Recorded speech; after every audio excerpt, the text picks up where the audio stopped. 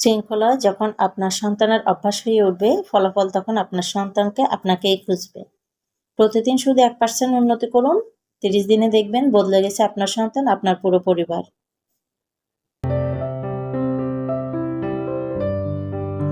আসসালামু আলাইকুম, আমি লিলি, বাংলাদেশি ব্লগার। লিলিস ফ্যামিলিতে সবাইকে আরও একবার স্বাগত জানাই।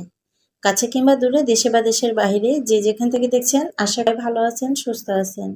শুকুর আলহামদুলিল্লাহ, আমিও আমার পরিবারের সবাই আলহামদুলিল্লাহ আল্লাহর অশেষ রহমতে ভালো আছি এবং সুস্থ আছি।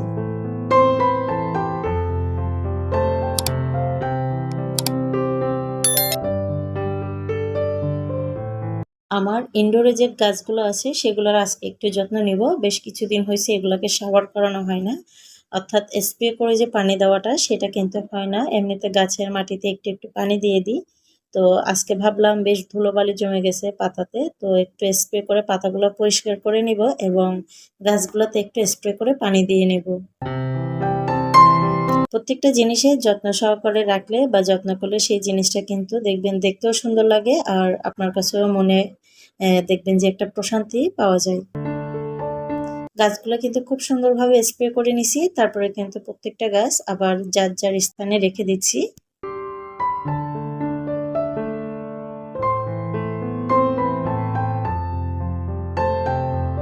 গাছগুলো দেখতে যখন ভালো লাগে, মনে অন্যরকম শান্তি আসে, তখন কিন্তু বেশ ভালো লাগে ঘরের মধ্যে। বাচ্চারাও কিন্তু গাছগুলো দেখতে বা গাছের যত্ন নিতে খুব বেশি পছন্দ করে।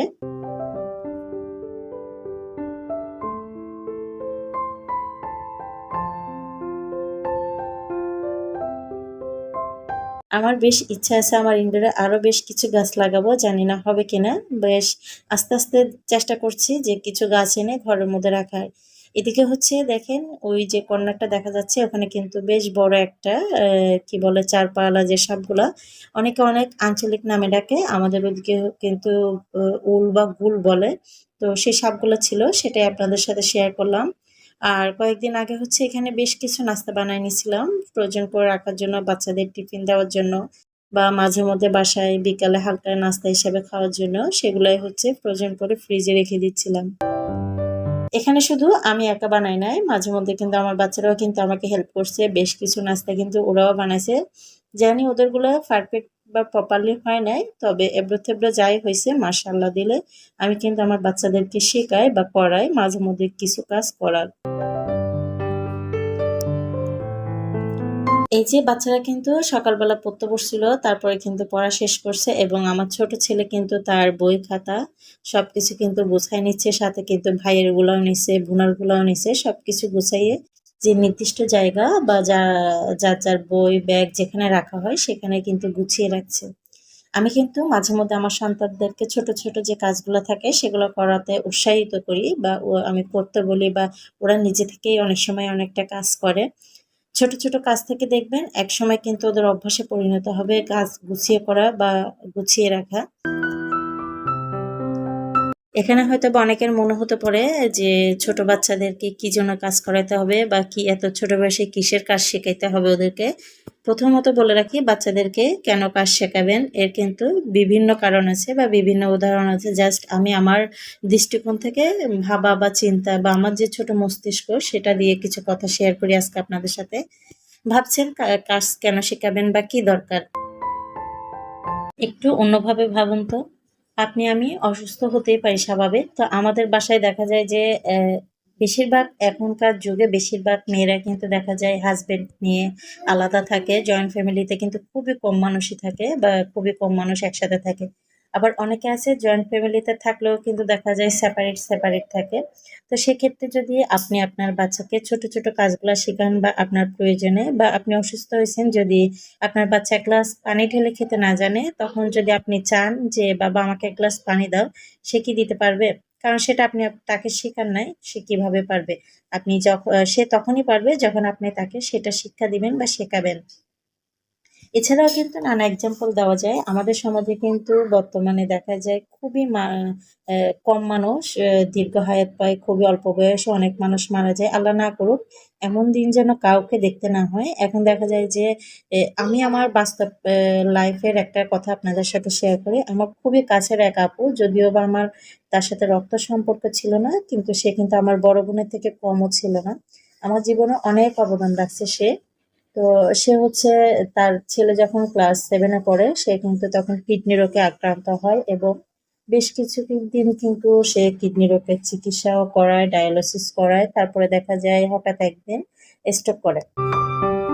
তখন হচ্ছে তার ছেলেটা কিন্তু ক্লাস 8 এ পড়ে। তবে ক্লাস 8 এ পড়লেও একটা মাত্র ছেলে হওয়ার কারণে এতটা আদর যত্নে রাখছে, মা কিন্তু তাকে তার ভাতগুলো পর্যন্ত খাওয়াই দিত আমার আপুটা ওকে। অনেক সময় আমিও অনেক সময় বলতাম যে, "ছেলে এত বড় হইছে, ও এখন ভাত তুলে খাওয়াই দাও। এটা কিন্তু ঠিক না।" এটা সেটা অনেক কথাই বলতাম। তারপরে কিন্তু অনেকবার আমি বলাতে এরপরে কিন্তু আস্তে, আস্তে ভাত খাওয়ানোটা নিজে, নিজে শিখাইছিল। এছাড়া কিন্তু ছেলের যাবতীয় যত কাজ, নখ কাটা থেকে সবকিছু কিন্তু মা করে দিত। তো সেই মাটাই যখন হারিয়ে গেছে, তার সেই দায়িত্ব বা সেই কর্তব্যগুলো কে পালন করবে বলেন তো? আত্মীয়স্বজন সবাই থাকে, ভাত কাপড় কিন্তু মোটামুটি সবাই দেয়। কিন্তু বাচ্চাদের যে বা আপনার আমার বাচ্চার যে একটা ব্যক্তিগত প্রয়োজন বা অনেক ছোট, ছোট কাজ থাকে, দরকার থাকে, সেগুলা কিন্তু সবাই সবসময় করতে চায় না বা করতে পারেও না। অনেক সময় দেখা যায় তাদেরও ব্যস্ত থাকতে পারে। তো আমার বাচ্চাদেরকে যদি আমি ছোটবেলা থেকে একটু, একটু করে শিক্ষা দিই, তারা কিন্তু এই ছোট, ছোট কাজগুলার মাধ্যমে দেখা যাবে একটা সময় তার অন্যের উপর নির্ভর হতে হবে না। সে নিজে, নিজে নিজের যে প্রয়োজনগুলা সেগুলা কিন্তু সে মেটাতে পারবে। হয়তোবা হ্যাঁ, ভাত-কাপড় মেটাতে পারবে না, বাহিরে জব করতে পারবে না। কিন্তু তার যে নিজের ব্যক্তিগত প্রয়োজন সেগুলা কিন্তু সে নিশ্চয়ই করতে পারবে। তো আমি বলব প্রত্যেক বাচ্চাদেরই কিন্তু এভাবে কাজ করানো বা শেখানোটা কিন্তু উচিত। এটা কিন্তু আপনার বাচ্চার ক্ষতি হবে না, বরং দেখবেন যে ভালোই হবে। পরিশেষে এটাই বলব, আপনার বা আমার যাদের ঘরে ছোট বাচ্চা আছে সেটাকে তাদেরকে কিন্তু ছোট, ছোট কাজগুলা শেখানো উচিত। কারণ তারই কাজে আসবে বা তার উপকার দিবে বা আপনার কোনো সুবিধা অসুবিধা হলে সে কিন্তু আপনাকে ন্যূনতম সাহায্যটুকু হলেও করতে পারবে। এটা জাস্ট আমি আমার দৃষ্টিভঙ্গি থেকে বা আমার ছোট মস্তিষ্কে যে কথাগুলা বলে সেগুলা থেকে আপনাদের সাথে শেয়ার করছি যে বর্তমান যুগের যে অবস্থা বা যে পরিস্থিতি সেটাকে বিবেচনায় নিয়েই কিন্তু আমি আপনাদের সাথে শেয়ার করছি। বা বর্তমানে আমি যে বললাম যে বেশিরভাগ মেয়েরা আমরা আলাদা থাকি বা দেখা যায় যে অনেক ক্ষেত্রে যারা আমরা আলাদা থাকি তাদের কিন্তু দেখা যায় অনেকের সাথে আত্মীয় স্বজনের সাথে সম্পর্ক এতটা ভালো থাকে না, অথবা অনেক সময় দেখা যায় ভালো থাকলেও অনেক দূরে থাকে, তেমন একটা খোঁজ খবর নেওয়া যায় না। তো একবার ভাবেন আপনি যদি সুবিধা অসুবিধায় পড়েন তখন যারা হয়তো বা আপনার দূরে আছে বা কাছে নাই, ওই মুহূর্তে আসতেও পারতেছে না, তখন তারা কিভাবে আপনাকে হেল্প করবে? নিশ্চয়ই আপনি যদি আপনার সন্তানকে শিক্ষাটা দেন তখন আপনার সন্তান আপনাকে হেল্প করতে পারবে। বা আপনার সন্তান আপনার কাজকে সম্মান করতে শিখবে বা আপনার প্রতি সম্মান দিতে শিখবে। তারা দেখবেন যে বড় হয়ে অলস হবে না এবং অন্যের যে কোনো কাজের প্রতি অসম্মান দেখাবে না। সে কাজের গুরুত্বটা বুঝবে। সেটা যে কোনো কাজ হোক, সে কিন্তু সেই কাজের প্রতি সম্মান দেখাতে শিখবে যে এ ছ তাদের মধ্যে তখন ওই মনোভাবটা চলে আসবে যে কোনো কাজ ছোট না, ছোট বা বড় যেকোনো কাজকেই কিন্তু তারা কষ্ট সহকারে করতে হয় বা ওই জিনিসটা বুঝে কিন্তু সে যেকোনো কাজকে সম্মান দিবে, যেকোনো পেশাকে সম্মান দিবে। পরিশেষে এটাই বলবো আবারও একবার যে কাজ শেখানো কিন্তু খারাপ কিছু না। কাজ শেখানো আপনার সন্তানের বা আপনার জন্য এটা ভালো একটা দিক বা আ ভালো একটা কাজ। এটা কিন্তু শিখতেই পারে, করতেই পারে। আজ না হোক, আল্লাহ না করুক, যেকোনো সময় যেকোনো ধরনের পরিস্থিতির মোকাবেলা কিন্তু সে যদি জানা থাকে তার কাজগুলা, সে কিন্তু করতে পারবে বা আপনাকে হেল্প করতে পারবে। যাই হোক, অনেক কথা বলছি। যদি কোনো ভুল ত্রুটি হয়ে থাকে সবাই ক্ষমা সুন্দর দৃষ্টিতে দেখবেন। এই পর্যায়ে এসে সবাইকে রিকোয়েস্ট করব, যারা ভিডিওর এই পর্যন্ত আছেন আমার সাথে ছোট্ট একটা লাইক দিয়ে ভিডিওটি কন্টিনিউ করবেন। আপনি নতুন হয়ে থাকলে চ্যানেলটি সাবস্ক্রাইব করে নেবেন।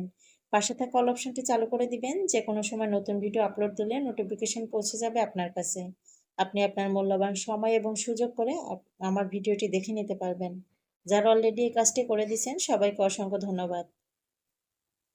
এখানে হচ্ছে কিছু কাতল মাছ আনা হয়েছিল, মানে বেশ কিছুদিন আগে আনা হয়েছে মাছগুলো। তো কিছু মাছ রয়ে গেছিল, সেগুলাই হচ্ছে রান্না করে নিচ্ছি। মাথাটা হচ্ছে একটু বড় সাইজের ছিল, যার কারণে মাথাটা আমি ছোট করে নিছি, মানে 3-4 পিস করে টুকরো টুকরো করে তারপর হচ্ছে রান্না করতেছি। সাথে কিছু মাছ দিয়ে নিছি। মাছগুলো হচ্ছে আমি একদম বসা বসা করে রান্না করব, সেই জন্য ভালোভাবে কষায় নিচ্ছি। মাছটা কিন্তু দেখবেন যে একদম কষায় রান্না করলে এই ধরনের বড় মাছগুলো কিন্তু বেশ ভালো লাগে। আর যদি সেটা একদম বসা বসা তেলে ঝালে রান্না করা যায় তাহলে তো আর কথাই নেই। সেভাবেই হচ্ছে আজকে করে নিচ্ছিলাম। মাছগুলা কিন্তু অনেকক্ষণ খুব ভালোভাবে কষায় নিয়েছি। তারপর কিন্তু খুব সামান্য একটু পানি দিছি। এখানে কিন্তু পানির পরিমাণটা ক্যামেরায় হয়তোবা বেশি লাগছে, বাট একদম সামান্য পরিমাণে একটু পানি দিছি। তারপর হচ্ছে কয়েকটা কাঁচামরিচ দিয়ে দিচ্ছি। এটা কিন্তু আমি লো হিটে, একদম লো হিটে রেখে 20 থেকে 25 মিনিট জাল করে নেব। এতে করে কিন্তু মাছটা প্রপারলি সিদ্ধ হবে এবং যে মসলাটা ইউজ করছি এটাও কিন্তু মাছের ভিতরে প্রপারলি যাবে।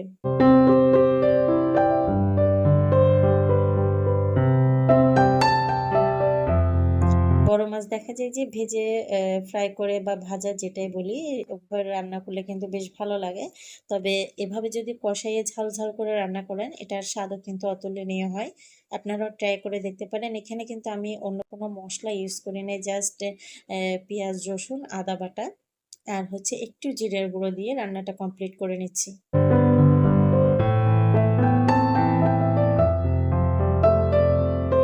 আমার আজকের ভিডিওটা, যে কথাগুলো আপনাদের সাথে শেয়ার করছি সম্পূর্ণ আমার ব্যক্তিগতভাবে শেয়ার করা বা ছোট মস্তিষ্ক দিয়ে, যে বিবেক বুদ্ধি দিয়ে যতটুকু আমি ভাবি বা আমার চিন্তাধারায় যেটা বসবাস করে সেটাই তুলে ধরার চেষ্টা করছি।